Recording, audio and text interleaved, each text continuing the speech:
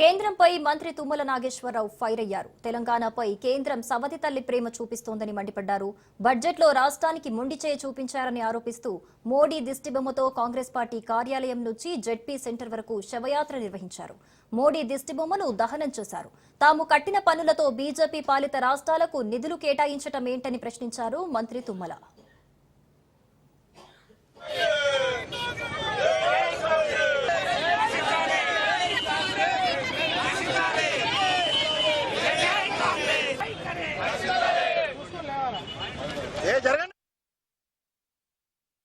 కేవలం అధికారంలో ఉన్నటువంటి కేంద్ర ప్రభుత్వం వాళ్ళ యొక్క అవసరాల కోసం లేదు వాళ్ళు పరిపాలిస్తున్నటువంటి రాష్ట్రాల కోసమే తప్ప భారత ప్రజానీకాన్ని ముఖ్యంగా ప్రతిపక్షాలు పరిపాలిస్తున్నటువంటి రాష్ట్రాలను విస్మరించి మేము కట్టేటటువంటి పన్నులు కూడా వాళ్ళ రాజకీయ అవసరాలు తీర్చేటటువంటి రాష్ట్రాలకే దఖలుపరచడం అనేది ఈరోజు గర్హించదగ్గటువంటి విషయం.